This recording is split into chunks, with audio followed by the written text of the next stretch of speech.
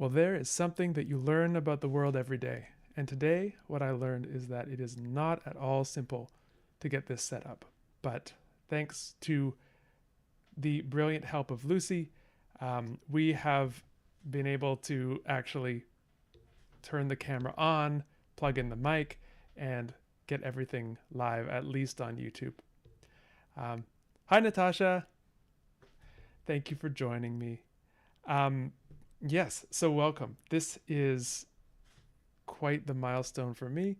I have never done this before, and I am not too nervous, but a little nervous. So let's just roll with it. So the plan for today, the plan that I had in mind for today is that we will do a bit of live conlanging.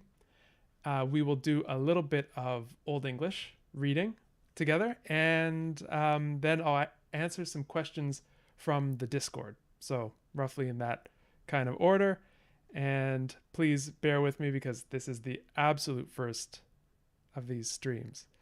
And I really do not know what I'm doing, but we'll hope that's part of the charm. Okay, so let's take a look and get a look at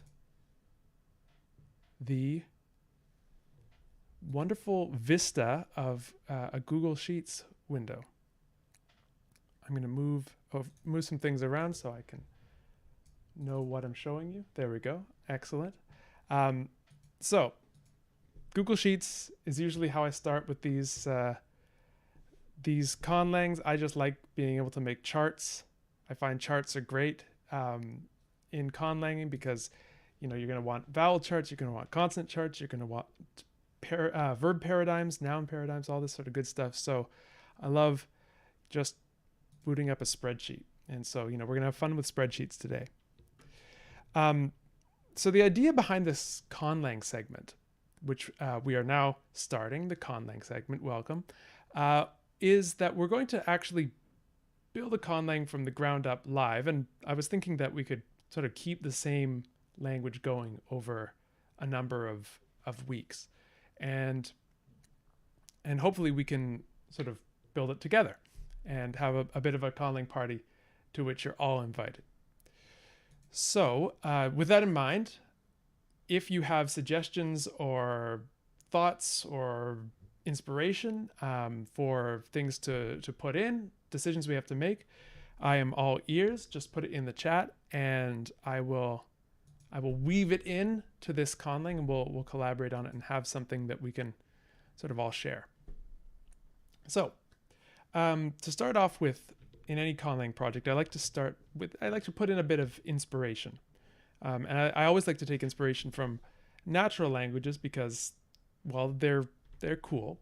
Natural languages are very cool, and I like to make generally naturalistic conlangs. So having that one foot in the real world with existing natural languages helps to make things naturalistic and give you a nice sort of anchor point.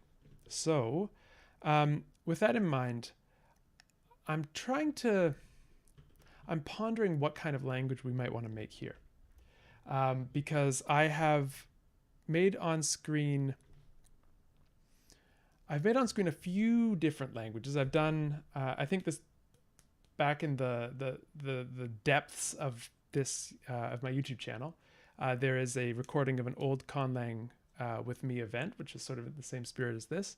But I'd like to try something new. So I'm seeing some requests for Yiddish inspiration. So let's put down, where is the zoom thingy on this? You get to enjoy me not knowing where various things are. So hopefully this is a bit easier for everyone to see. So let's talk about inspiration. And we have a request for some Yiddish inspiration from the chat. Interesting. What types of Yiddish inspiration, I wonder? Well, we can take inspiration from the Yiddish sound system. So I'm thinking maybe some uvular fricatives. That would be fun to have in this. Some ch or r action going. So with that in mind, I'm going to get some IPA up here. Let's get some things copied and pasted so I'm not always going over to... We want some uvulars. Uvular fricatives, and maybe uvular trill as well. Put that in as well. Trill, that's a good start. Okay, what else might we be able to put in here? I have had this idea of making a fairly isolating conlang, sort of, kicking around in my head for a few years now. I think my usual tendency when making conlangs is to make something very inflected with a lot of nice verb charts and things. But it might be cool to make a relatively analytic language, which is something a little more, which works a little bit more grammatically like English, where each word is just its own thing, and you don't really inflect things. You don't change nouns for plural. You don't change verbs for past tense or for what the subject is. So you don't have these sort of Spanish-like or Latin-like charts where you have your first person, your second person, your third person, your singular, your plural. You don't have these kinds of charts like we have for Latin. You just have one word plopped after another, and with not a lot of messing about with them. But what you do have in these languages is typically a lot of strictness of word order. And so that's where you get to exercise a bit of creativity and a bit of and you get to infuse the language with some cool stuff. You can make word order change if it's a negative sentence or things like that. So that, I think, would be bucking the trend in conlanging, to make a heavily analytic language with a strict word order. So none of these charts.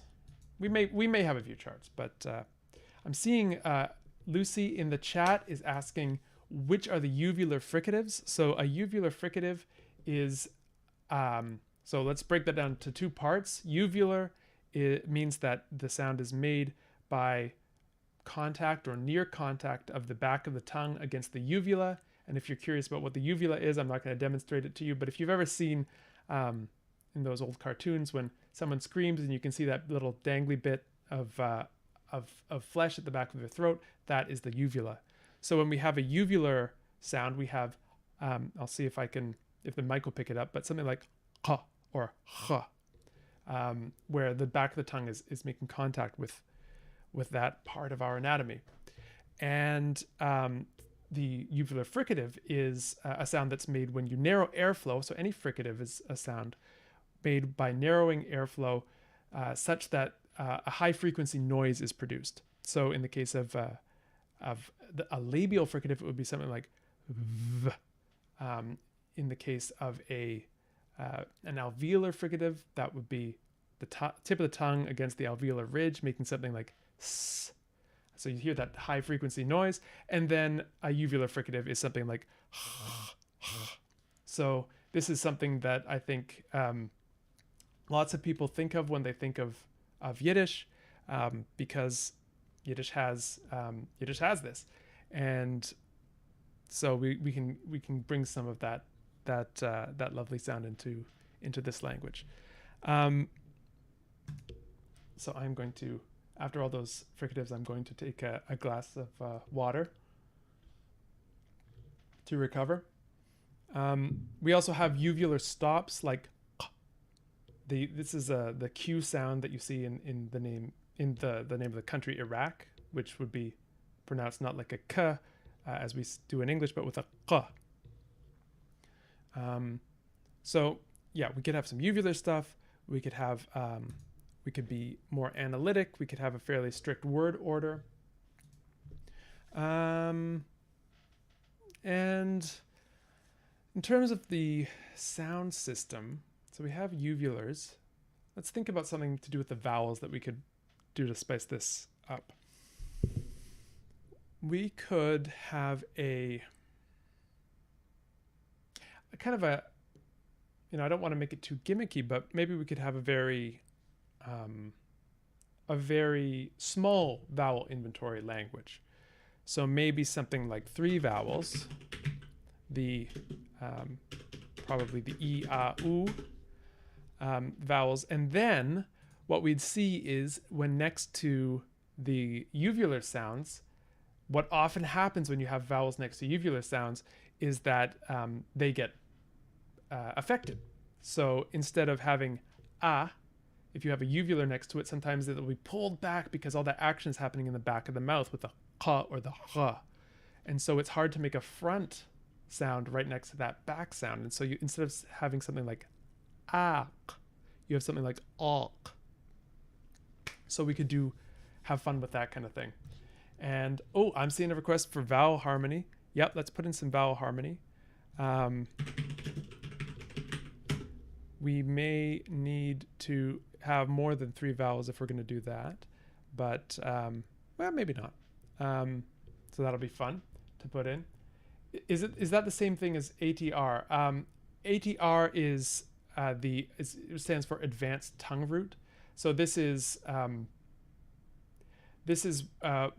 distinction that's made when the very back of the tongue is placed forward or back.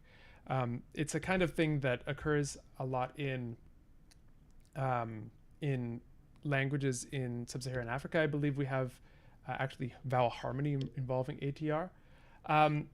Is the pulling back the same as ATR? It's not exactly the same as ATR because it's the in this case it's, at least I don't believe it is the same as ATR. I think it's just the vowel moving a bit farther to the back within the vowel space. So not with respect to the tongue root itself. But I don't think I have all the articulatory phonetics to be able to speak with supreme intelligence on that question, but that's a good one. So we have, yes, uvular fricatives, an analytic language with strict word order, maybe a minimalistic vowel system. We could say minimalistic vowel system, and such as ya-oo, and some vowel harmony. That would be cool. Yeah, so I think what we would analyze the effect of the uvular on say a low central vowel like a would just be a sort of co-articulation effect of that backing of the tongue. It would be a backing of the tongue body rather than the tongue root. I think that's probably how I would analyze that. Okay, let's get some charts going here. Let's see what we've got. So we need a consonant chart, consonants, and we need a vowel chart. Let's just make a first pass at this, and then we'll start to make some words and see what we think of it. So let's take a look at nasal, let's take a look at stops, fricatives. What else will we need? We'll get some approximants. We can get some, I don't know if we want affricates. Do we want affricates? We'll put it in.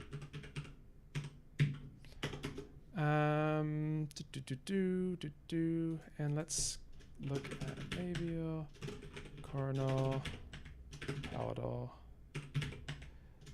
velar, uvular, maybe glottal. We might need a h. All right, so let's do the usual suspects. When you're starting any project, you're probably going to have these 3, not 100% of the time, but probably. And I'd like to put in a m and a n. Let's also we could break up approximate into more finer grained distinctions, but we can do that later to see if we actually want to. We committed to uvulars here, so let's give ourselves a k at least and a h. And so let's get some fricatives going. Maybe a f, a s. Yeah. some basic. Let's just semi-vowel, and then let's talk about. Okay,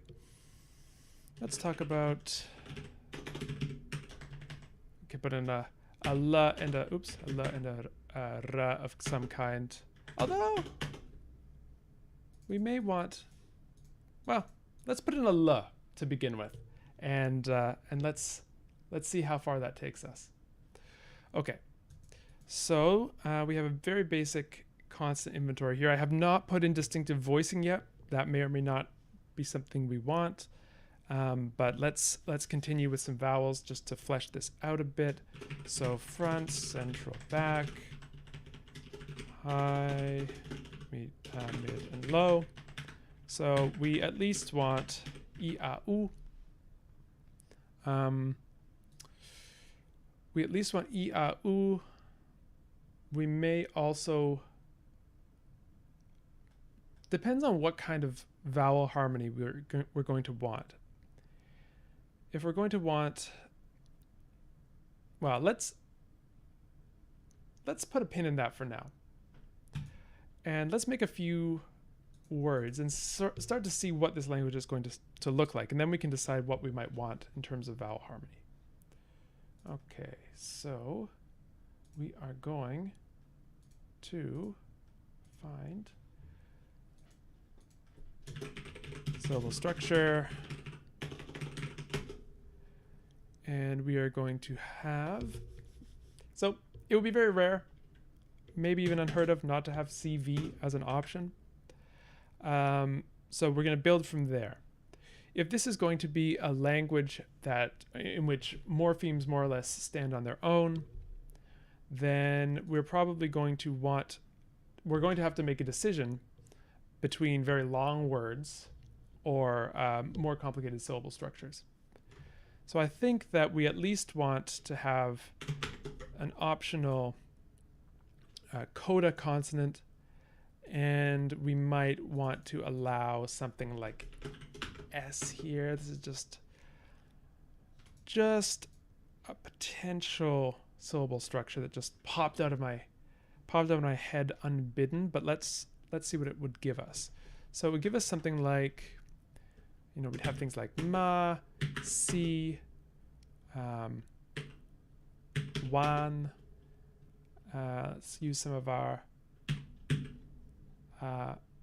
fach.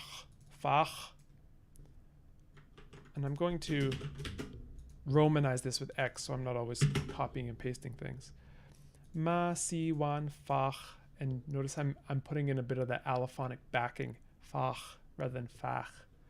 I'm putting in a bit of that allophonic backing just for a bit of fun. So we have ma, si, wan, fach, something like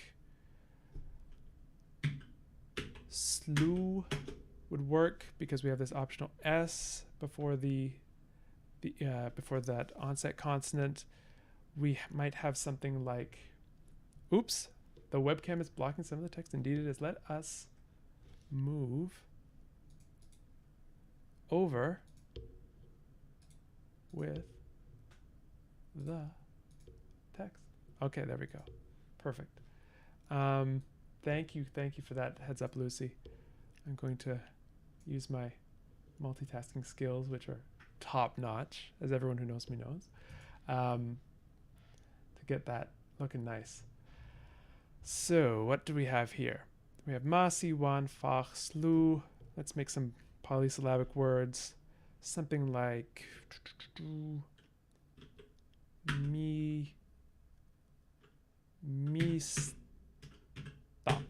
mistak. That's kind of cool. I like that. Mistak. Mistak. Do we want to allow vowel initial syllables? I think it could be fun to have something like anaku as a potential word. So we can put some parentheses around this C to say that the maximal syllable in this language is going to be something like stak, but we could also have something as simple as a, and really anything in between. Okay, so mistak anaku. I kind of like that. Let's get some more of that good uvular fricative in here.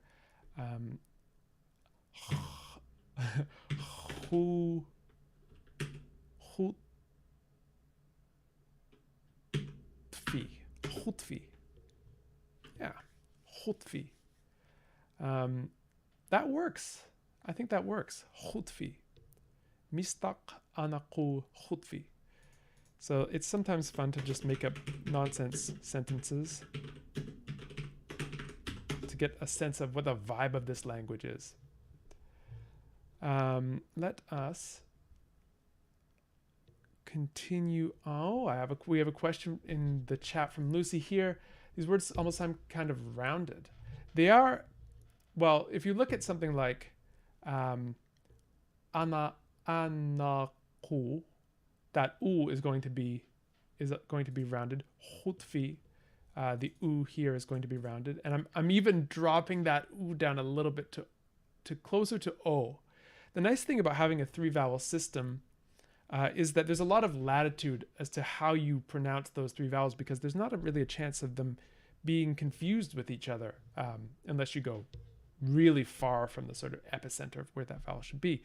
So you could have this vowel phoneme u, so a distinctive sound u, that could be pronounced more like o sometimes, because you don't have a different o that you might confuse it with. So you could have something like mistak anako hotfi, but really underlyingly that's hutfi. So these are potential things that could be fun to play with. But yeah, there is a sort of rounded quality to that. What we could do on that note is have kind of rounding harmony. And so in that sense, we could have something like, instead of hutfi, we would carry the rounding of that u forward to the rest of the vowels in that word. So instead of something like hutfi, we would have something like hutfi.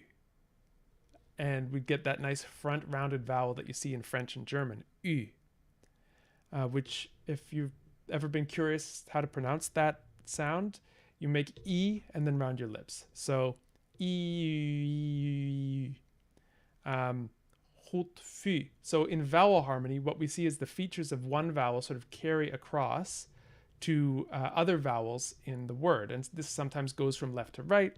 It sometimes goes from right to left. There are all sorts of complications that happen with it.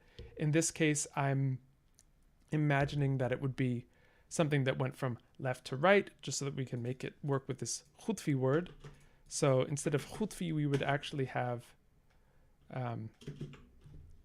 something like hutfi.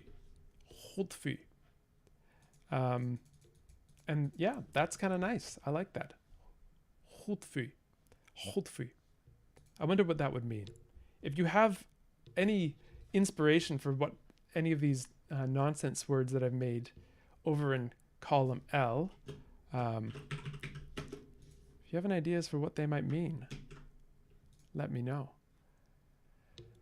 Let us continue. Okay. I'll just put the little meanings here if anyone has any inspiration. Okay. So then the question is, could we get away with just this, or do we want to add more? We notice we don't have any voiced series of consonants here, or of obstruments here. That is stops and fricatives. So, pa, we don't have any ba. We have ta, we don't have any da.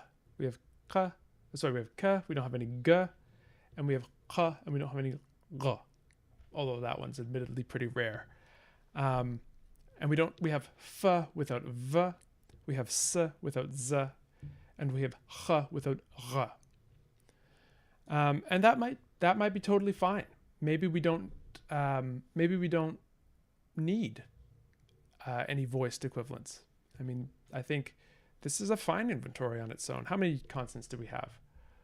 1, 2, 3, 4, 5, 6, 7, 8, 9, 10, 11, 12. And 1, 2, 3. So 12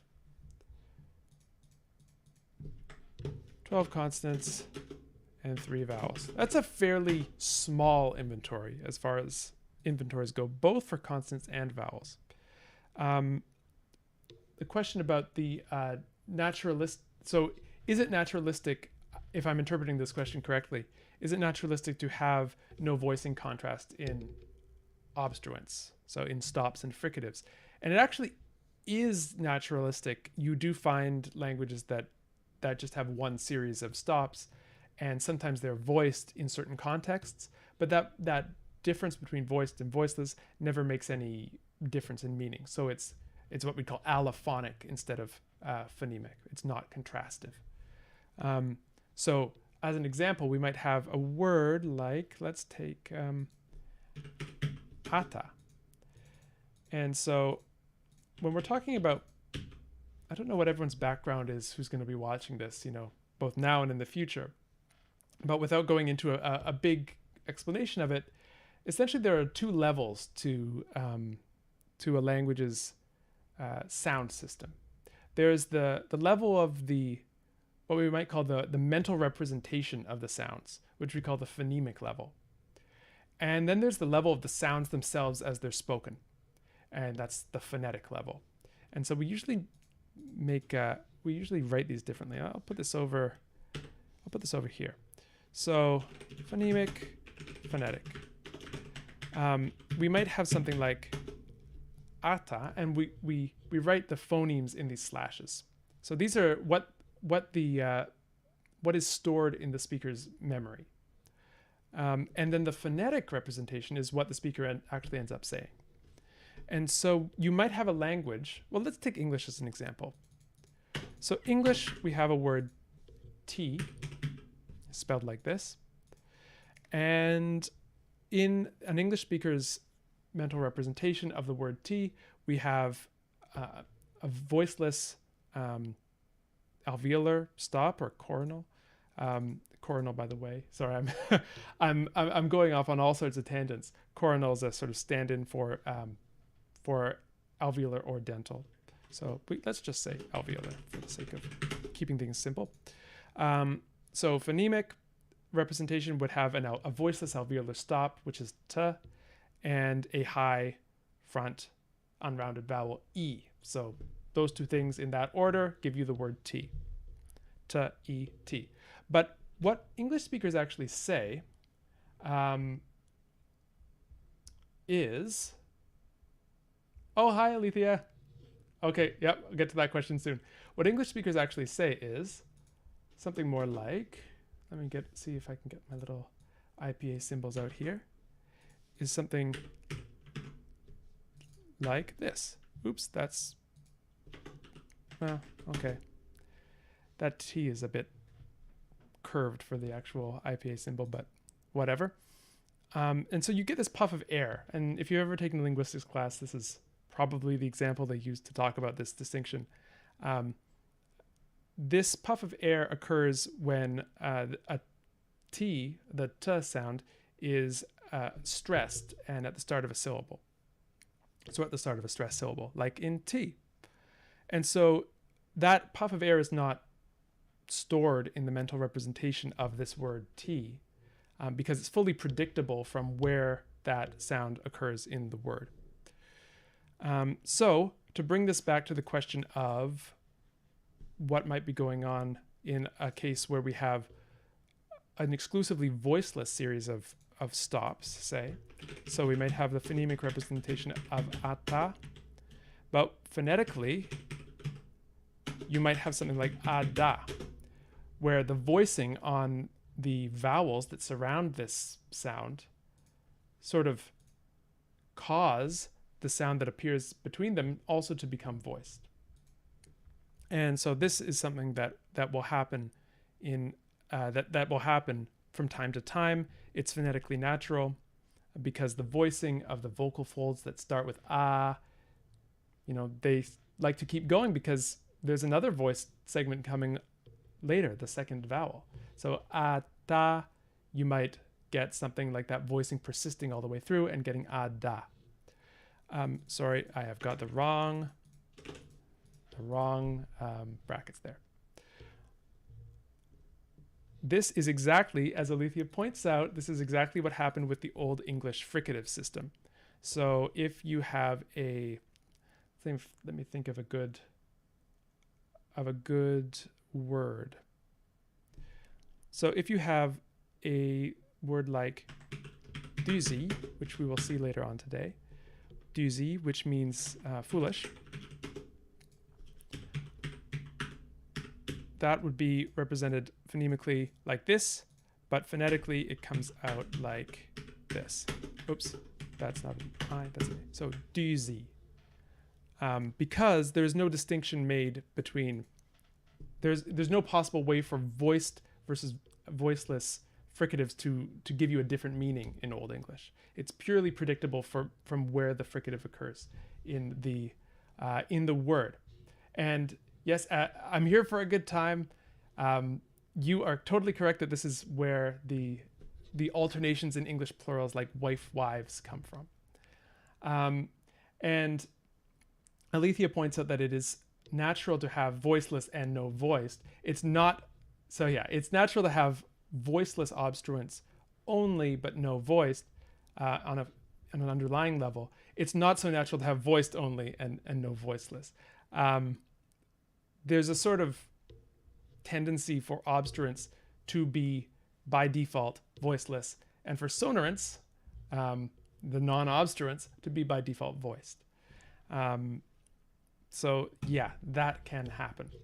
Okay, so lots of little forking paths, but basically what we could do is we could have this allophonic voicing. So that's what's going on here. Just like here we have allophonic aspiration. Aspiration is the name given to that puff of air that comes after the stop in T, which is, by the way, why I have this pop filter. It's a little feature of English that's not the best friend of any audio engineer. So we could have allophonic voicing in the obstruents in this language as well. So in that case, we would have this word mistak anaku khutfi would come out. So that would be before our innovations. So this is its phonemic representation. And then it would come out something like, I need my IPA keyboard. Excuse me 1 second. Mistak.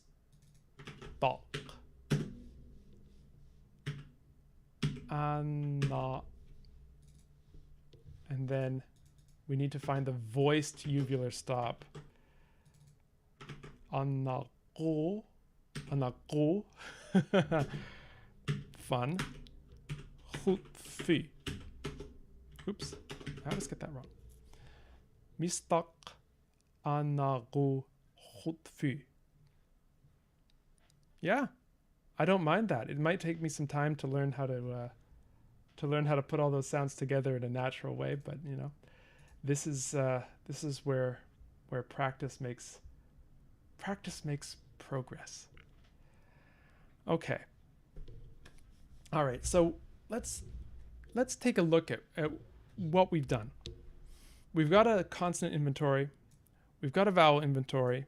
Both are fairly minimalistic, but we've started to create some patterns of allophony. And we have talked about vowel harmony, so spreading of rounding rightwards from U to E, giving us this Ü. And so this is purely allophonic vowel harmony at this point. So we would have something, let's write down some rules in a sort of informal way. So we have rule 1, which is rounding harmony we have, and I'm running out of space on the screen. Let's see if I can find some real estate up here. Rounding harmony, and let's say that would be something like E rather becomes E when after. Ooh, if you've never seen these phonological rules before, basically the way to read them is this thing on the left of the greater than symbol. It should be an arrow, really. Becomes this thing, the thing on the right side of this arrow, and this occurs only in the environment that is defined after the slash. So let's rewrite this in sort of plain English. E becomes E after U with intervening material. That's what this ... stands for. So whenever you have an U in a word, if you have an E after it, at any point in the word, that E is going to become E. Okay, that's our rounding harmony. Second allophonic rule is we have backing of A adjacent to uvular. Great. Sorry, I'm going to write this here. We won't worry about formalizing these too much because I don't want to have to go on another another tangent before we get all this written down. Backing of A adjacent to uvulars, great. And the third thing is voicing, so intervocalic voicing of obstruents. So let's just try and keep the jargon a little bit less than we've had it so far. Intervocalic voicing of stops and fricatives. Great. Okay, so that's pretty cool. And that we see all three of them in this example sentence here. So I was looking at the chat, and I think that Lucy, you put in a comment that hudfi sounds like a verb. Well, let's make it a verb. So if hudfi is a verb, maybe this is a little simple sentence. Mistak anaku hudfi. You can go back and critique these uvulars if you have some free time later. I certainly will.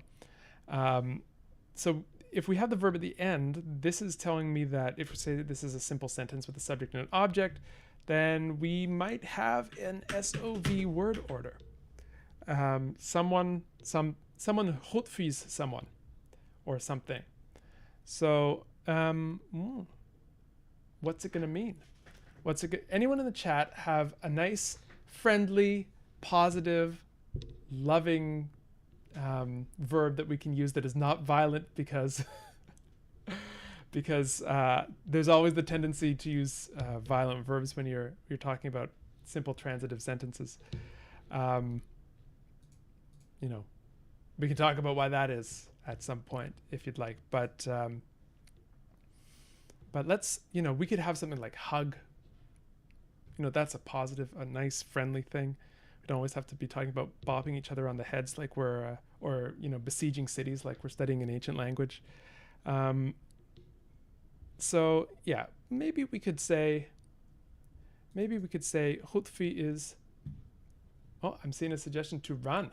Okay, so if hutfi is to run, then we will not be able to have an object in this sentence. So let's put this question of the basic word order on hold, but let's make hutfi run. And let's, I'm seeing to help as well. Okay, well, we'll put maybe something else in here as to help. We'll put that in a moment. So we have this sentence here, mistak anaku hutfi, which means something run.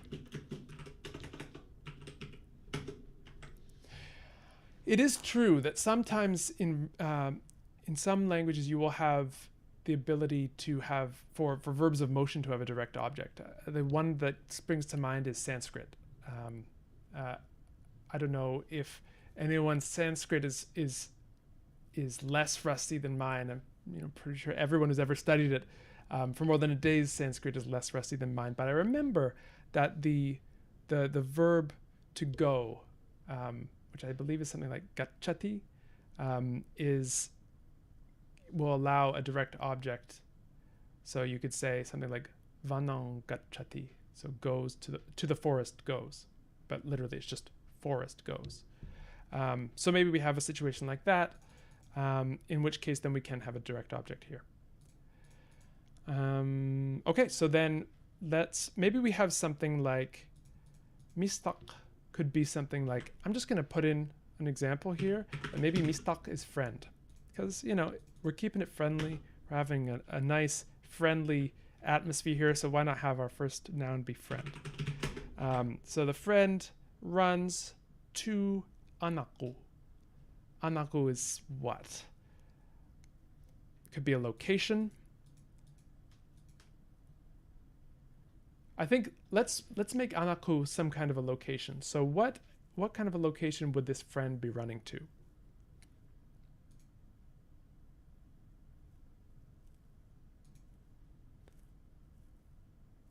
The well. Okay. Thank you. The well. Okay, so friend, well, run. So then we do have an SOV language here. And we need a word for park as well. Okay, so we have our first sentence in this language. And how long have we been doing this for? 40 minutes, maybe? I mean, granted, I have been going on all sorts of tangents. But that's pretty good. 40 minutes in, we have our first sentence. And I like the sound of this language so far. Mistak anaku khutfi. And it is using our inspiration. We have our uvular fricatives, which we see in khutfi. We have an analytic language. We don't have a lot going on within the words themselves.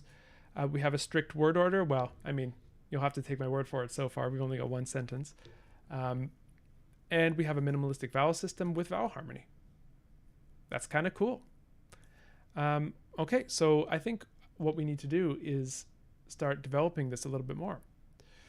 So I need to clean up my workspace a bit here. Let's see, what are we going to do? Well, let's take away our inspiration. No, never take away my inspiration. But sadly, yes, we will be doing that. We can take away this explanation here. I'm going to put it over sheet 2. Apologies for the swapping. Okay, and then we can get rid of this glottal column here, so we don't need it. And then let's take our phonological inventory and put it up here. Well, yeah, there we go. That's nice. That's nice. That's just nice. And then our syllable structure can go here, and will it? Yeah, it fits over the webcam. Cool. Finally, we have our phonological rules, which we can put here. Don't need to count our inventory. Good. Okay, so we've got our phonology over here. We might put some grammatical stuff about here. We have an SOV order. And we have our first sentences. Okay, let's put our lexicon here. Can increase this just a little bit. There we go. We have our lexicon here, and we have our example sentences right here. And so hopefully this will do us for a while.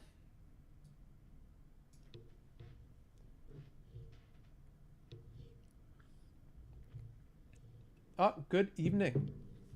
Good evening, Larai Fox. Am I saying that correctly? Welcome. Welcome, welcome, welcome. We've been working on a language collaboratively, so please feel free to jump in with any suggestions. We have some words that have no meanings, and we have some meanings that have no words. So this language is shaping up, but we are going to need some help populating it, because we can talk a lot about friends running to wells. We can talk about friends running in general, but that's about it. Super. So what else can we do? Let's give ourselves some more words here. I'm going to just generate some strings of sounds that work with our consonant structure. Oh, sorry, our syllable structure. So we have something like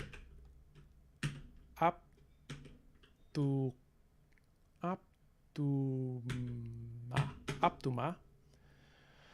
We could have something like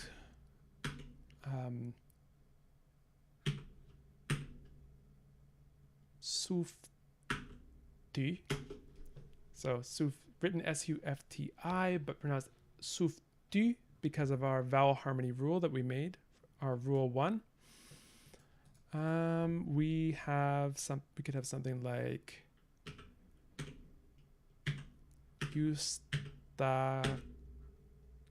yustaku. We could have something like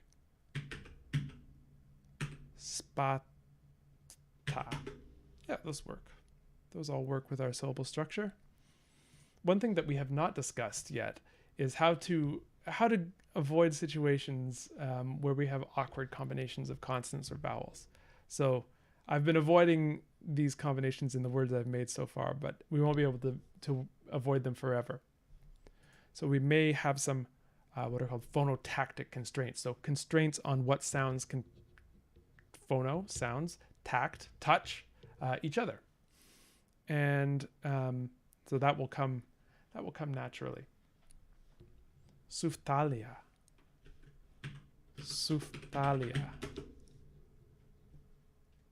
Yeah, this has got to be some kind of food.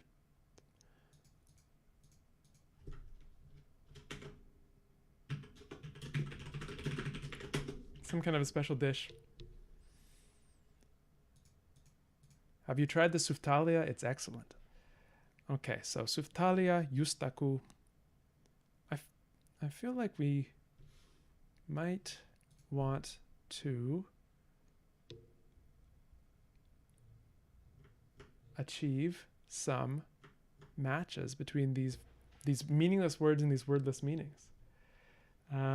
Let's put in help. Let's make help sutfi. And let's make park something like spata. Now, one interesting thing about a word like park, if you think about a word, if you think about a park, what is a park today? You know, it's a sort of public place where people can go and there's green space, benches, things like that. But you know, this idea of a public park is relatively recent, and the meaning of park has evolved from something that wasn't, you know, kept up by a city government. It would have been a very different sort of swath of land that might not have been open to the public. So we might think of how this spata word might have evolved to come to mean a public place where people can go and sit on the swings and, you know, play checkers. What else do people do in parks? This kind of thing. So that's something to think about. Let's see what else we have. Yeah, so I think that this suftalia is definitely something that's been slow cooked. Some kind of stew. So kind of stew.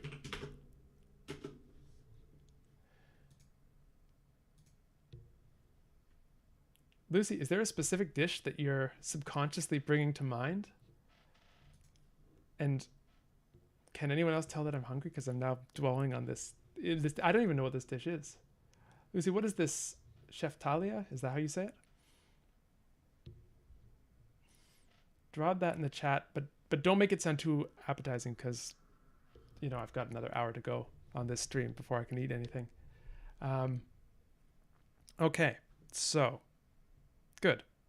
Let's make some more decisions about this Conlang. So we have an SOV language, and because we have an SOV language, there are some correlations with other kinds of word order that show up when you have SOV languages. And one of these is the preposition postposition distinction.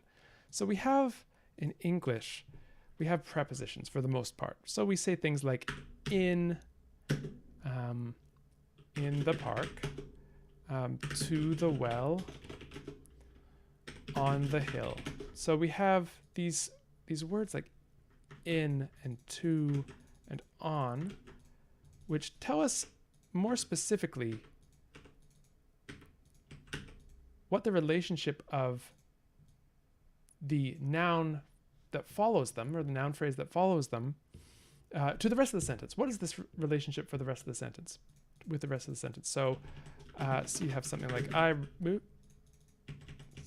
do not know all of the shortcuts on a Windows machine. I ran in the park. I ran to the well. I ran on the hill. So this is telling us what is the relationship of the park to the rest of the sentence.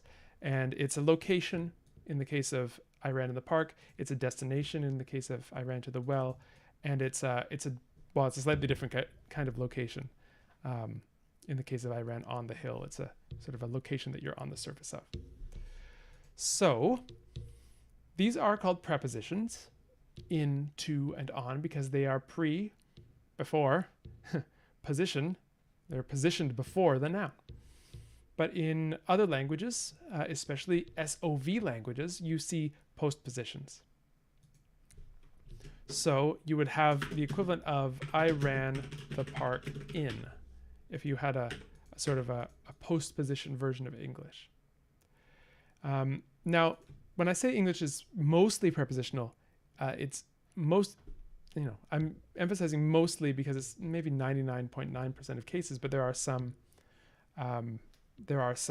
instances where you have postpositions in English. So you could say something like, your objections notwithstanding. Hopefully you don't get this said to you a lot, but here we have a postposition in English. Not super common, not something that we would really call typical of English, but it does happen. You can also have, as Alethea points out, you can have circumpositions where you have basically a little bit of each. So it might be something like, well, we don't have a good example, but maybe we can, let's make a circumposition for this language because I think it's fun. So let's see, I want to say I ran in the park, or my friend, or the friend runs. Let's give us a proper literal translation here. So the friend runs to the well. Something like that. Oops, don't need both of those. The friend runs to the well. Actually, I did need both of those because, yeah. The friend runs to the well. What if the friend runs in the park?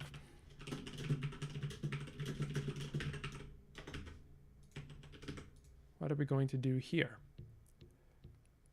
And I am once again running out of space. Let's adjust some columns. There we go. Okay, so let's get rid of these things. The friend runs in the park. So what are we going to need? I'm not going to bother with the phonetic details in this case, but we are going to need something like mistak, something here, and hupfi. And that something is going to be spata, but we need so we have something like friend, park, run, and we need something to go after this because this is going to be a postpositional language, although I think we're going to have some circumpositions as well. So let's first make a postposition and then branch out into some circumpositions. So we need something like in to go here.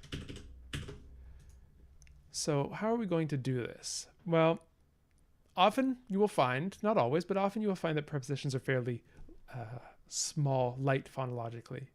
And so we have some monosyllables up here that we can take advantage of. So we could say something like mistak spata ma khutfi.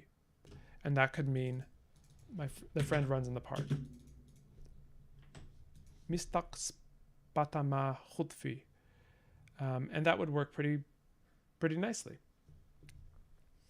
So let's assume that we're, we'll stick with ma for in. And we have this beautiful postpositional phrase here. I'm just putting these brackets there to show you sort of where the phrase boundary is. Spatama, in park. I'm not worrying about things like the or a in this language yet. We may well get to those determiners, as they're called, or articles in sort of more traditional analyses. But let's not worry about those for now. I'm going to look at the chat again because I have been on a roll with this postposition. So I'm Here for a Good Time mentions that we have something that looks like morphology here.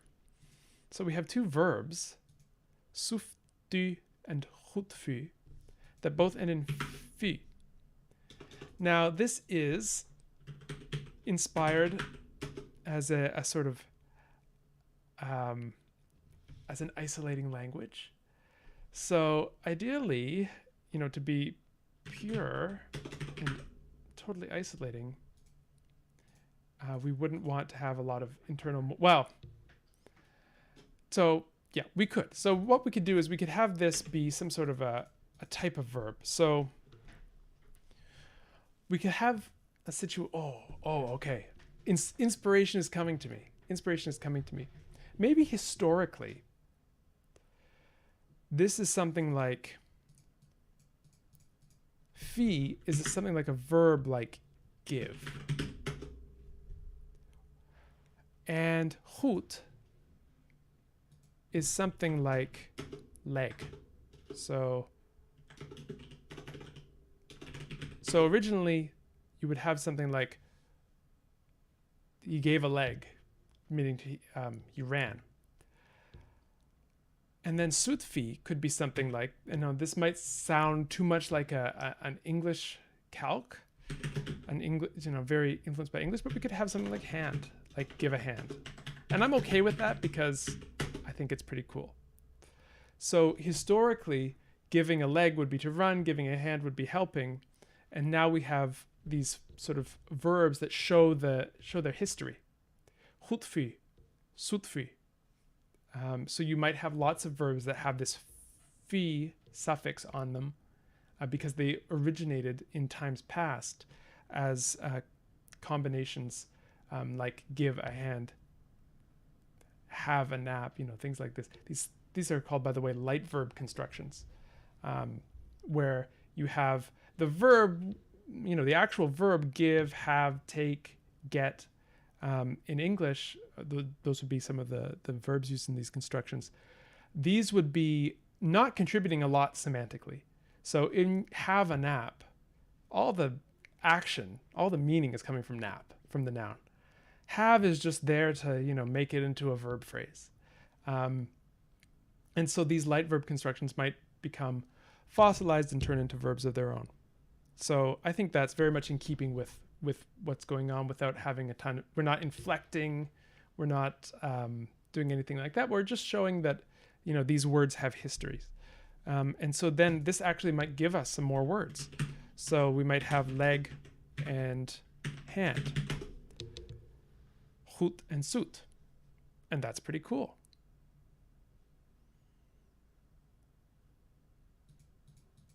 That's pretty cool. Yeah. Okay. This is coming together. This is coming together really nicely. I think let's do a little bit more, and then let's look at some Old English, because I feel like we're on a bit of a roll here. But I also want to make sure that we get enough time to do everything. So, do we have any ideas as to what our words aptuma and yustaku might mean? Because they're nice. They're nice 3-syllable words. They feel like they should have some nice, some nice meaning.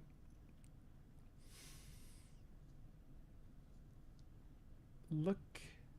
Oh, yes. Let's make, okay.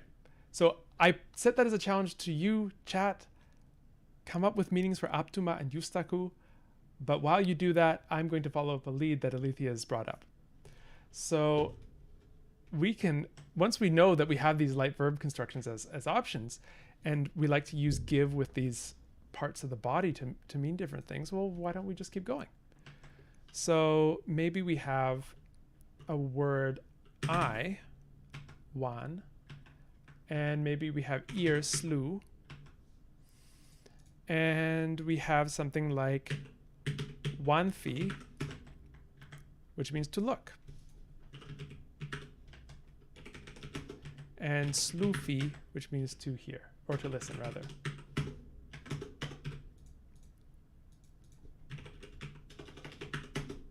Although, I guess it would be pronounced sluvi, because we have allophonic voicing of fricatives in between vowels, just like Old English. Cool. Aptuma is mountain. Absolutely it is. Okay. So,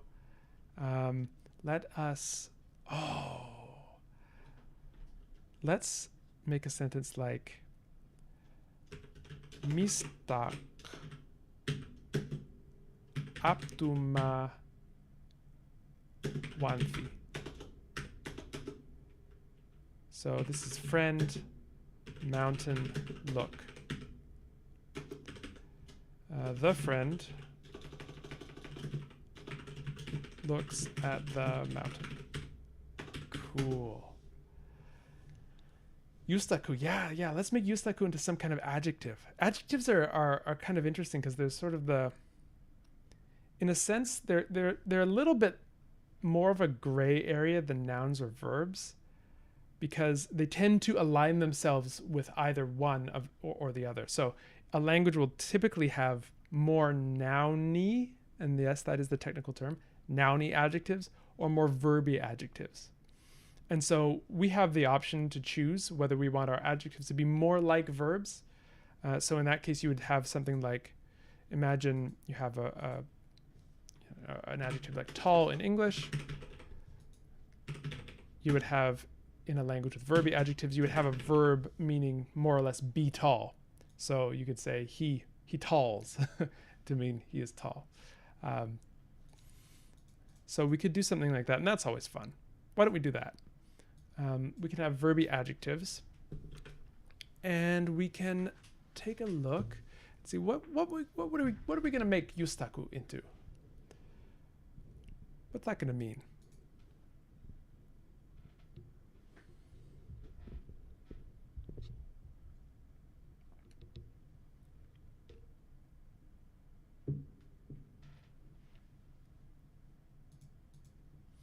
I think we could do something like, I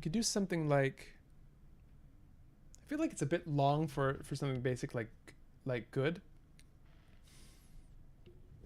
Yes, having a smell. Okay. So yustaku would mean something like fragrant, to put a positive spin on it.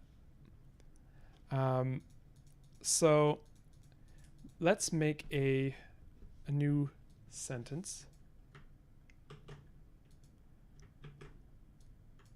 Let's get everything in order here. I know it. I'm an absolutely chaotic Excel user. It's not even Excel either. It's Google Docs. Okay, so let's say the mountain is fragrant. So let's just build this up bit by bit. We have SOV, so we have mountain fragrant. We don't need any linking verb because fragrant is itself a verb.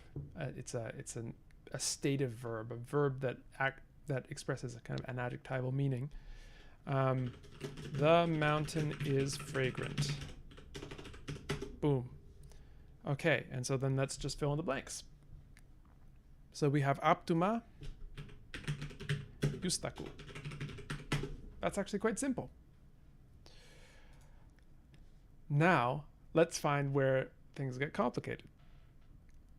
What if we want to use so there are two ways of using an adjective in English. So you have the predicative adjectives, like the mountain is fragrant. Don't ask me why. It's, you can smell it from here. They must be, I don't know, burning something on the mountain, or a lot of flowers or something. Who knows what's going on? And then you have attributive adjectives, like the fragrant mountain is over there. Oh, sorry, it's going a little bit off screen, but I think you see what I mean. So this use of the adjective within the noun phrase is what becomes a little bit more complicated when we have verby adjectives, at least from our perspective as English speakers. So what we have here, we have this sentence over here, the friend looks at the mountain. What if we want to say the friend looks at the fragrant mountain? How are we going to do that? We have to sort of make it into a relative clause. The friend looks at the mountain which is fragrant. Okay. So how are we going to do that? Well, we might have something like this. Let's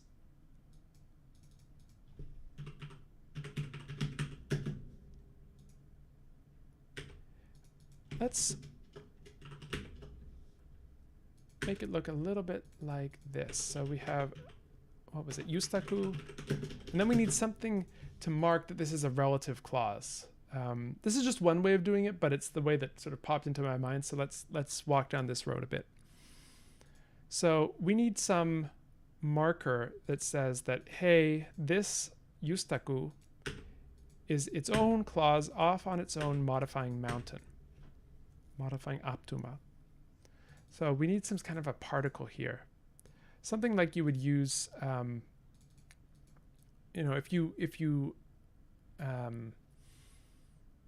if you speak Mandarin, there's a particle de that would be used in this context.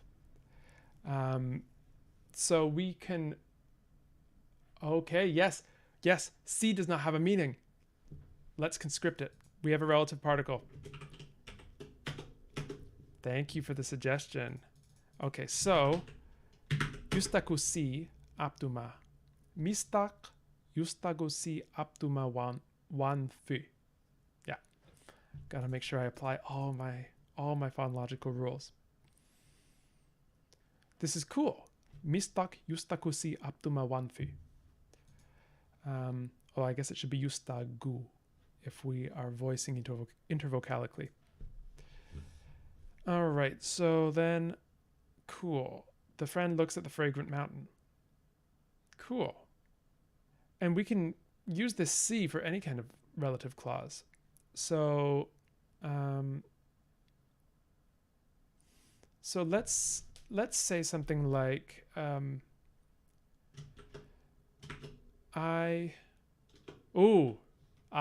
No, okay, we're not quite ready for that yet. Let's just make a person's name. Well, let's make a person's name. Let's just use Lucy, because Lucy, you're so kind as to help produce this whole experience. I can, the least I can do is make you star in one of these sentences. So the sentence that we're aiming for is Lucy looks at the friend who runs to the well.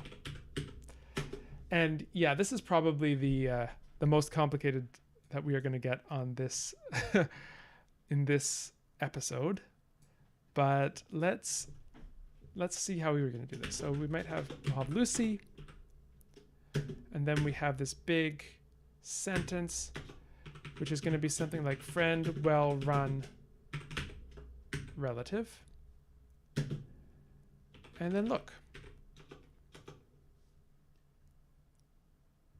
Except we need to take the friend out of the clause and put it into the main clause. Okay. Lucy well run relative friend, look. So SOV, it takes some getting used to.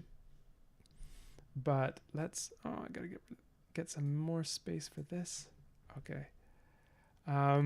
So now we just have to plop in the words. So we have Lucy, what was well, anaku, run, hutfi, si, mistak, wanfi. Lucy anaku hutfi si mistak wanfi. That's pretty cool. I kind of dig it. Now, one question is vowel harmony. Okay, let's just think about vowel harmony a little bit.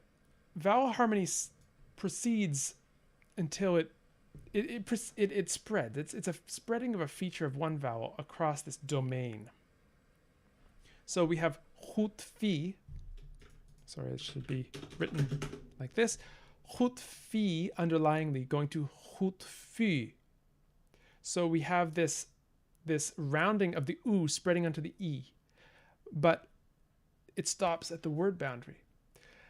However, when we have this little c afterwards, we have the potential to consider this c as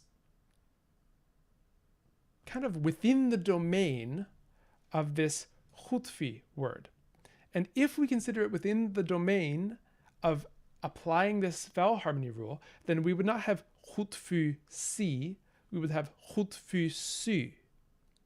And now the C is starting to look a lot more like an affix, which is somewhat against the spirit of our heavily analytic language, but whatever. I think we should always be governed by the rule of what is coolest at the time. So that's an open question, whether we want to consider this C as a wholly separate word or as something that's going to be enveloped into the domain of the verb that is right before it, because there will always be a verb right before it. This is one of the things about SOV languages. When you have a relative particle, it's always going to be right after the verb in that relative clause. So, I've heard some people actually argue that this is where suffixation comes from a lot of the time. So anyway, tangent, not talking about that. So that's got some potential.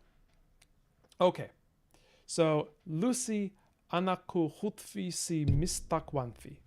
That's pretty cool. What is our time like? I think let us put it aside there. We've done a lot of good work on this language. We need a name. So if anyone comes up with inspiration for a name, I missed one thing. Fach could be eat. That has to go in there. If anyone comes up with the idea for a name as we go on, just drop it in the chat. I think that would be a lot of fun. But for now, it is the Untitled December 7th, 2021 stream language that we will continue next week. And if for those of you who are in the future viewing this on YouTube, if you enjoy this sort of thing, I would encourage you to subscribe. It would be awesome, and you'll be able to see how this all develops. And if you are someone who does Discord, we also have a Discord. The link will be somewhere. I don't know where it will be yet, but you'll find it. You'll use your research skills and find it, and join us where we'll talk about all this sort of stuff. But that's the end of the conlanging bit. Now we're going to go on and look at some Old English.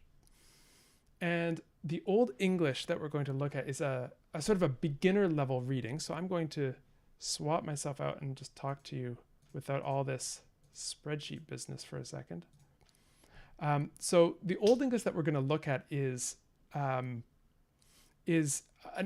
easy passage that I have taken from an Old English reader from the 19th century. There's actually, as a side note, a lot of really good 19th century textbooks for ancient languages. that are totally freely available and you can use. Pedagogically speaking, they are kind of out of date in some ways, but they're free, which is a really great thing. And there's a lot of good content. So there is a reader. There are actually two Old English readers that are available. And I've taken this selection from one of those. And the selection is an excerpt from the Gospel of Matthew. It is Matthew 7:24-27, if you're interested. And it's a fairly short text, and it doesn't have a ton of vocabulary in it, and it doesn't have a ton of complicated grammar. So it is a kind of a nice beginner text. So I thought we would go over that. And if you haven't read Old English before, this could be your first time reading Old English. And yeah, that'd be a kind of cool milestone. And if you have read Old English before, then, always great to get more experience doing it. And if you've only read Beowulf, this is going to be just a lot easier. So that being said, without further ado, let us take a look at some Old English. Let's see if we can zoom in a bit. Zoom in a bit on this. Yeah. There we go. Okay. So, apologies for the scrolling. Here we go. So, the complete text I will just read out first. And then what we'll do is we'll go line by line through the text. And we'll look at each word, what it means, if there are any mnemonics or descendants in modern English that you should be aware of. We can look at that, and then just analyze how all of the words relate to each other and how the grammar works. So I will take a drink, and then I will get to reading.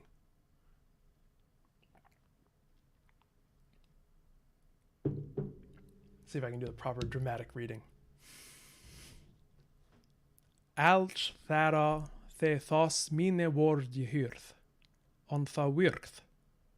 Bydd jelich thom wisan were, se his hus over stan je timbrode. Tha kom thar rein on the Mitchell flod, on thar blau on windas, on ahruron on that hus, on hit na ne feol. Sodliche hit was over stan je timbrod. On allt thera the je hyrth thos mine word, on tha newirth, se bydd je lich tham dysian men, the je timbrode his hus over sand cheusel.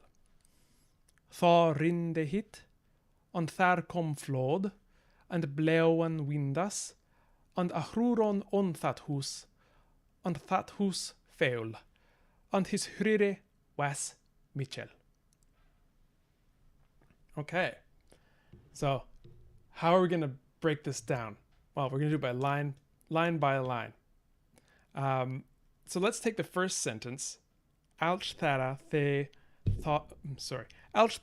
thos mine word jehyrth. Let's just take that little chunk.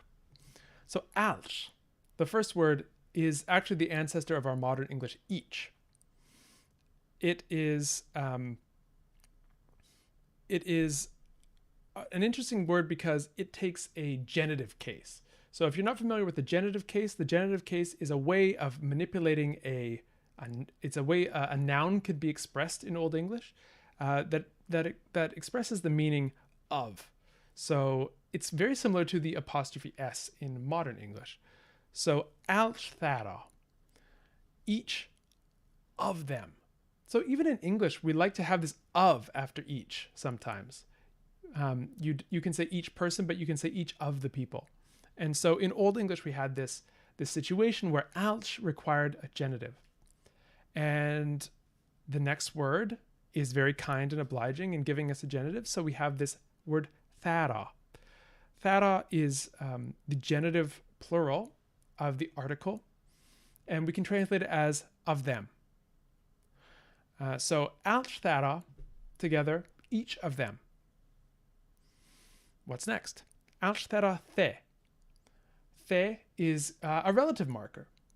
And so just as we had our relative marker in the Conlang that we worked on earlier, which was C, And if you're viewing this on YouTube, go check out that video. We have in Old English this relative marker the. So allt there the, each of them that, or each of them who. Allt there the thos mine word. Well, let's take this bit as a chunk. Thos mine word. Now these are all in the accusative plural. And what we have here is a phrase which means literally these my words. How would we express this more idiomatically in present day English? We'd say something like these words of mine. But, you know, if you wanted to be very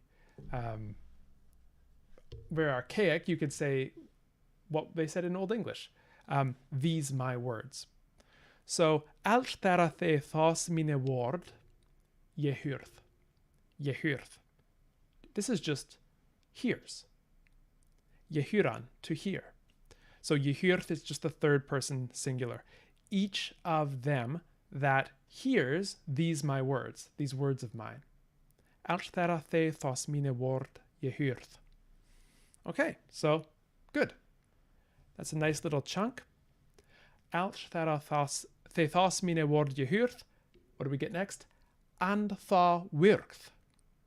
So not only are we interested in those who hear the words, but and, tha wirth, and them works. So works put into practice, really. So each of them that hears these words of mine and puts them into practice or works them. What are we going to say about this person? Each of these people. Each of these people, bith yelich thom wisan were. So we have here, and if you're looking at the bottom bits, I'll just scroll down a little. We have this verb bith. This is the third person singular of beon, which is used. So in Old English, we have two verbs to be. We have beon and wesan. And beon is used to express kind of general truths, the facts of how the world works. And so that's perfect for this case where we're getting a sort of a parable. So it's not like one specific person was like someone else on a different occasion. You're just saying anyone who hears these things is like, as a general truth, who's he going to be like? Bith yelich. So I spoiled this a bit. Yelich is like. Bith yelich thom wisan were, the wise man. Thom wisan were. This is all in the dative case. So now we're getting all of our cases here. Dative is going to be required by yelich, which means like. You've heard perhaps in some archaic English, this is like unto the blah, blah, blah, blah, blah. This is similar. So we could also think of the word similar, now that I have it in my head. Similar to. So dative, the dative case is going to be the thing that corresponds in many cases to the present day English to. So it's the recipient of something given will be in the dative case. So similar to tham wisan were, the wise man. And you may have heard this before. If you haven't, it's a cool thing. Were. This is the word for man in Old English. Well, one of them anyway. And this is the same were as in werewolf. So man, wolf. So that's kind of cool if you haven't heard that before. Right. So each of them that hears these words of mine and works them is like the wise man. Okay. We're not done with the sentence yet, incidentally, but we'll take a break here. Yes, Alethea points out that the word for here does look like a past participle. It does. Je hyrth. Often in Old English, you'll find that there are two forms for a verb, one with ye and one without, and they're just sort of in free variation with each other. So you can have it with the ye, have it without the ye. Even outside of the past participle, which is kind of an interesting thing. And I don't know exactly why that is, or where that came in, or what purpose that serves. But yeah, it does seem to be the case. Hydration break.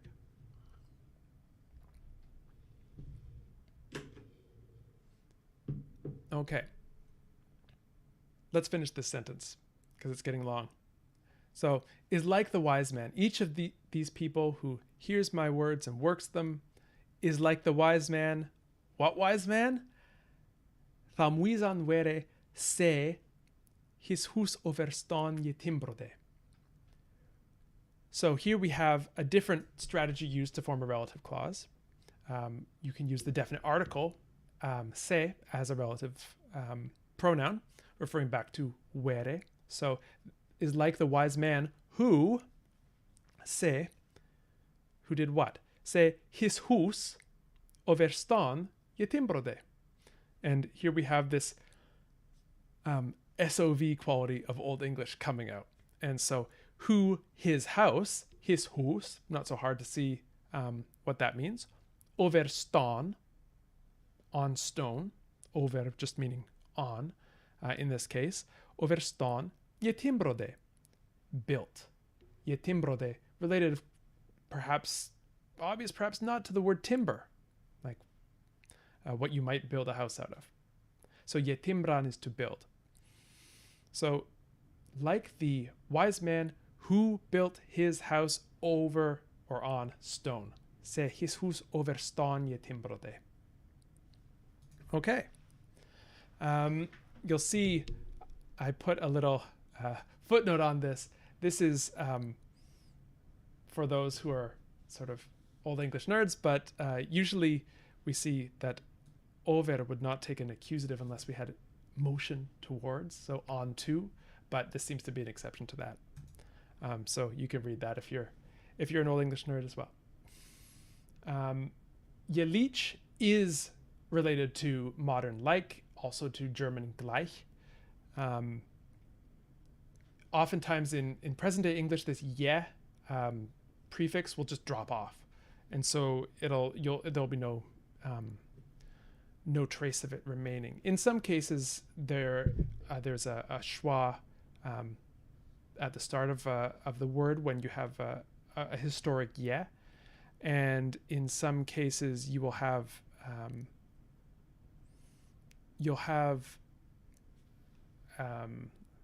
well, no, let's just put that aside. Most of the time you will lose the je, and it will just not show up at all.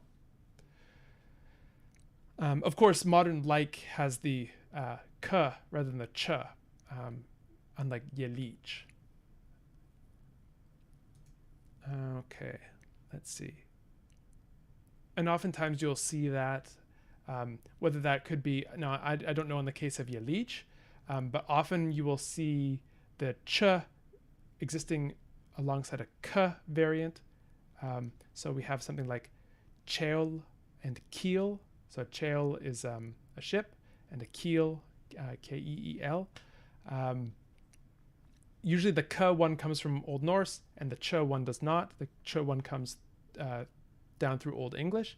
However, I believe in some varieties of Old English, we had this k going on rather than the ch. Northern varieties, actually. So you have things like Scots kirk instead of church. But yes, that's good. That's good stuff. Okay, so now we've finally reached the end of our first sentence, and we are going to forge ahead to our second sentence. What is going on in our second sentence? Okay, so our second sentence is this. Tha kom thar rein and Mitchell flowed, and thar blew on windas, and a hruron on that hus, and hit none fail. Translation. And then there came rain and a great flood, and there blew winds and fell upon the house, and it did not fall down at all. Okay, so how do we get one from the other? So we start off with thaw. Thaw is then. So then, and then we have the verb kom, came. So this is just the third person singular past tense form of kuman, to come. And interestingly, we have this verb second phenomenon occurring in English that anyone who studied German will be intimately familiar with. So instead of saying then the rain came, we have then came the rain, which we still do get in present day English, especially in sort of the start of fairy tales and things like that. Once lived in the forest walked a mighty hunter, or something like that. So you do have some traces of this verb second phenomenon, but here in Old English it's much more of a thing.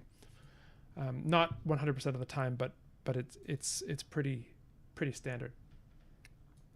Tha kom thar. So then came there. So here we have thar being used existentially. Then there came rain. So I've spoiled the next word. Rain is rain. Not a huge surprise. Often you will see this spelled R-E-G-N in Old English, but there's this variant that has no G and has a long vowel instead. Rain instead of rain.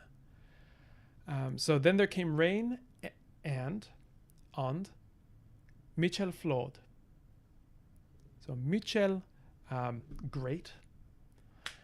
Not a word that survives in sort of everyday usage today, but you may have heard mickle or muckle in Scots, which is a descendant of this, and also lacking that palatalization of Michel.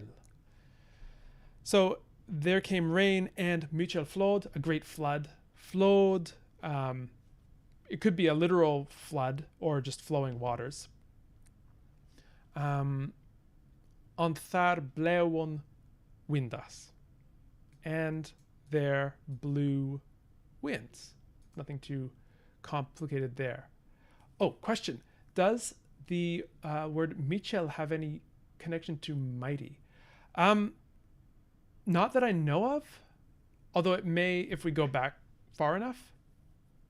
My Proto-Germanic is a bit rusty, so I'm not sure, but that's a good question. I will find that out and put the answer in the comments. Yeah, good question. Okay, so on thar blewn windas, and there blew winds. So this more or less goes one-to-one into modern English. Und ahruron on that hus.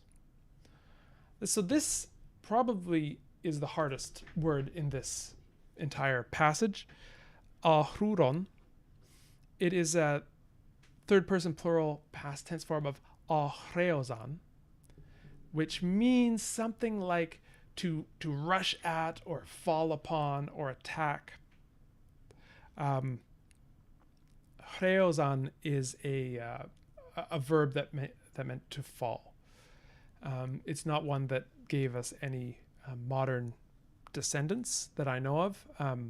So here we have this ahruron on that hus.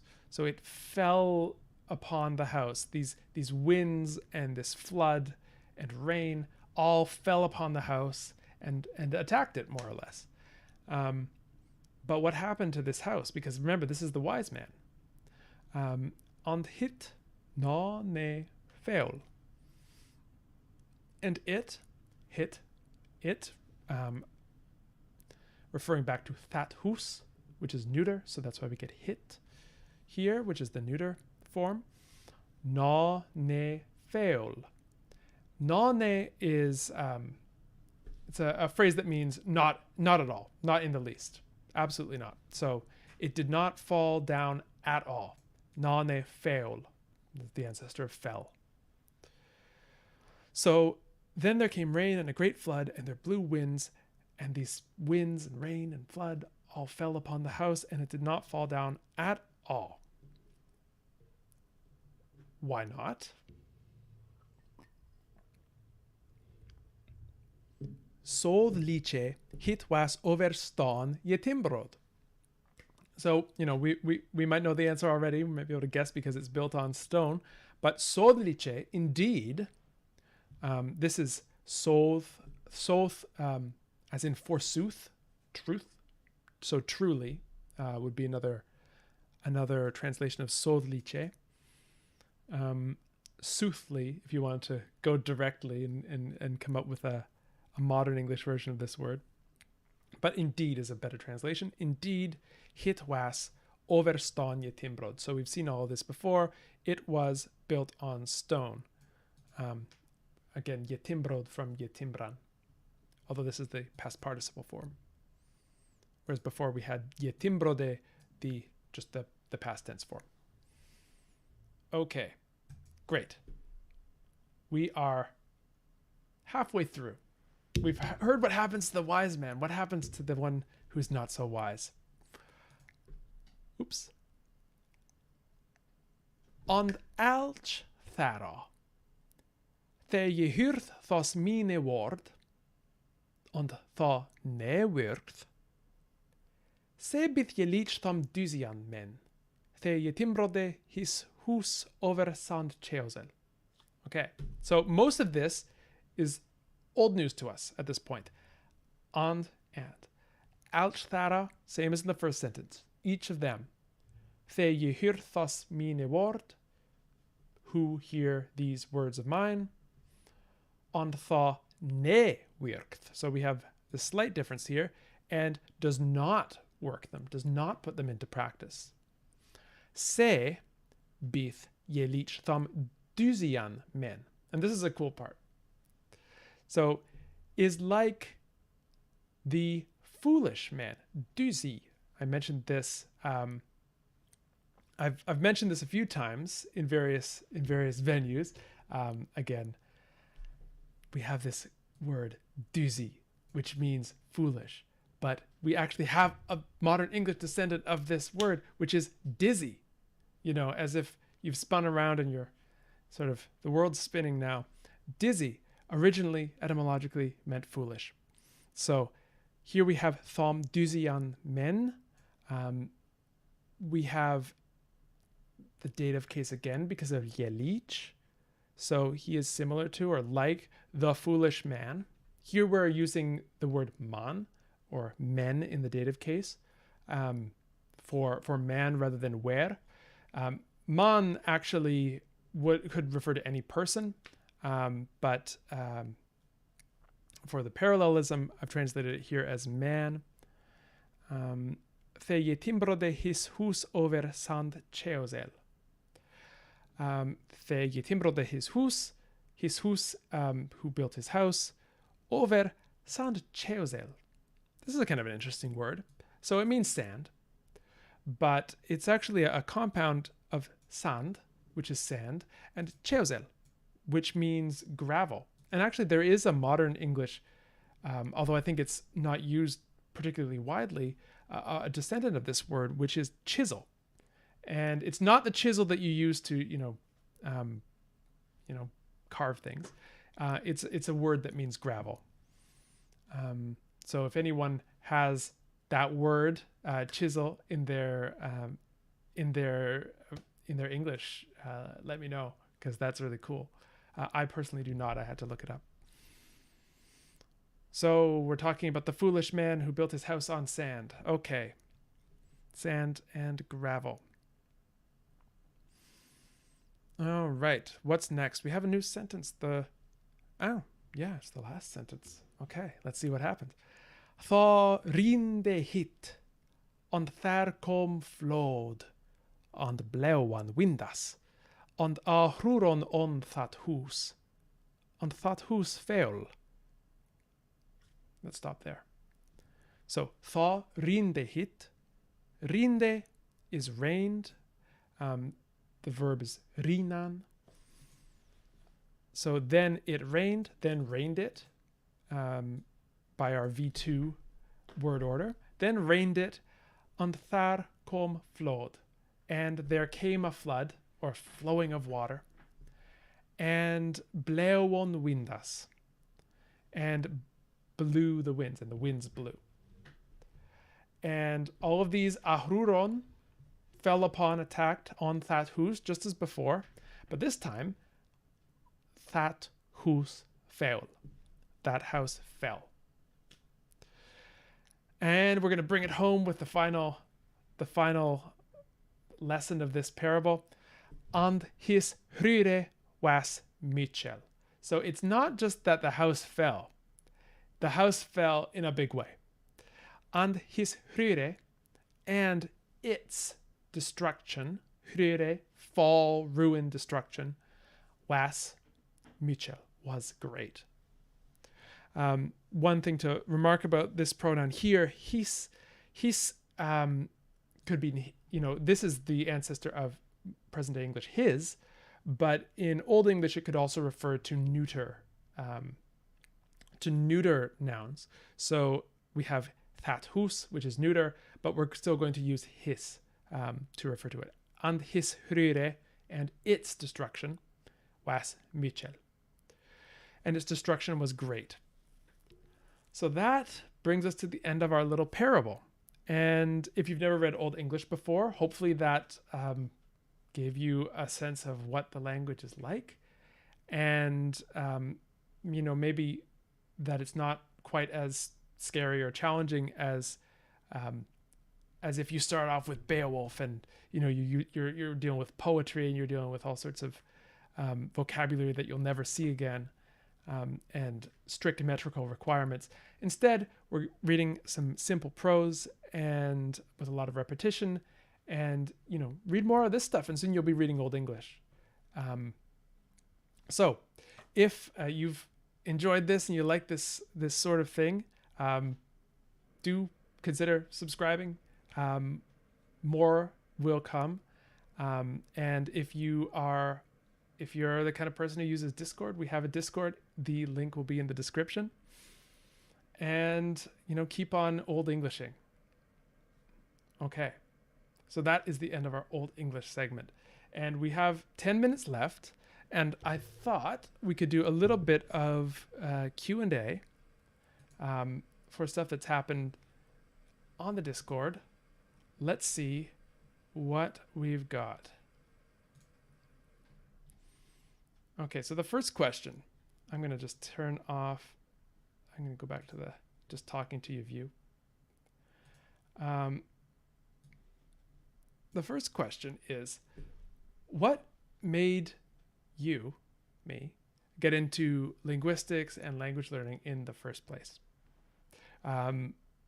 So this is a question from Lucy. Thank you, Lucy, for starting us off with this. So you want my origin story, essentially. So the actual origin story is kind of funny. When I was a kid, my parents had this big, I don't know if anyone else of this generation had this, but there was a big wooden shelf full of Encyclopedia Britannicas. It had 24, I think it was 24 volumes. It was a beautiful wooden shelf. I think this was probably sold by someone going door to door, in the 60s or something like that. And we had it in our house. And, they're books, right? So obviously, as soon as I was old enough, I just went over there and started pulling them out. They're huge. They had this sort of, the gold on the sides, and, it felt very opulent. And I opened them up, and I didn't really understand how to use an encyclopedia at the time. And so I just sort of took the first one and started opening it up and reading it like I would read any other book. And the very first entry in the encyclopedia was for the letter A. And I don't know how old I must have been. I must have been fairly young, maybe 6. I probably have to fact check that. But I was pretty young, and I was reading about the letter A. And the very first thing that they showed about the letter A was that it didn't just spring into existence, like Athena leaping out of Zeus fully formed.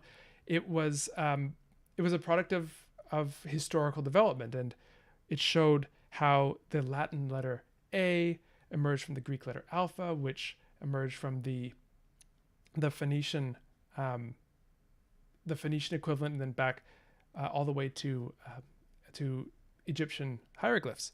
And I was just blown away by this. I thought, this A thing used to be, I think it was a ram's head, and it just got flipped at some point, and that's really cool. And I thought, well, if this is true about A, I wonder if it's also true about B. And so I found the letter B in the Encyclopedia Britannica and looked, and lo and behold, it came from a drawing of a floor plan of a house. And I thought, oh, okay, how far does this go? And so I went and I got out a piece of paper, and I remember it was one of those, yellow legal pads, and I made a big chart of all of these letters and what they come from in different alphabets. And I thought, hey, wait a second. What is this like Latin and Greek business? When I got to the end of it all, and I was very satisfied with myself, what's all this? What does it mean? And so I ended up looking up what these languages were. And I was blown away. There are, first of all, you sort of realize that there are other languages, and that there have been for thousands of years. And moreover, that they keep changing. And the process of that change is the language that you speak today. And that everyone speaks today. All sorts of different languages changing in all sorts of different ways, influencing each other. It was just a beautiful thing. And so I thought, well, okay, I have to study this. And I kind of haven't looked back since. I've just been obsessed with language since that moment. I realized that was the thing I wanted to spend my life doing, and I've more or less managed to do that somehow, by tremendous good luck. And so that is my origin story. It's yeah. So if you have kids, put out the encyclopedia. You never know what they're going to get into. And let's see. Okay, so there's another question that Lucy has asked, which is, if you can understand like programming languages, does that make you a polyglot? And to me, I would say yes. There's a lot of baggage with terms like polyglot, like, a lot of drama online about who counts as a polyglot, how proficient do you have to be in a language, at what level, before you count as a polyglot. But to me, let's look at the etymology.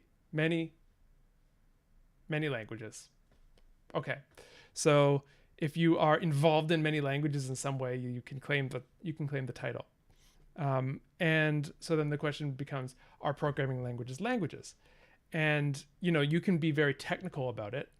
And I think I will, because that gives me the most fun answer, which is, yeah, sure they are. They are potentially infinite sets of strings generated by a grammar, something that can distinguish between valid strings and invalid strings. And so, yes, they are languages. And just like, Middle Egyptian is a language, just like Danish is a language. You can see them as languages in the same way. Now, obviously, there are huge differences in the use to which they're put, how they're learned, their characteristics, all things like this. But I think let's count it, because why not? So yeah, you can consider yourself a polyglot if you are if you understand many different programming languages. Why not? You have my blessing. Not that you need it. So that is, I believe, that's about, I think, the extent of the Q&A that we have today. Although I'm going to follow up on this question of whether Mighty and Mitchell have any relationship. Otherwise, I think I've survived my first live stream. Barely. But thank you all for participating and tuning in and having fun. And we made a lot of progress on our language, which still needs a name. And so if you have any names, leave them in the comments or on Discord. You can find the Discord link when this goes up, or if it's already up, or I have no idea. But again, research. There will be Discord links to be found, and you can weigh in there. Thank you so much to Lucy for making this possible and for dragging me kicking and screaming into the world of streaming. I didn't intend that for it to rhyme, but yeah, it came out that way anyway. So I'm going to wish you all a very good afternoon, evening, morning, middle of the night, wherever it is where you are when you're watching this. And I will see you same time next week, 2 to 4 Eastern, right here. And thank you once again, and a very good day, night, etc. to you all.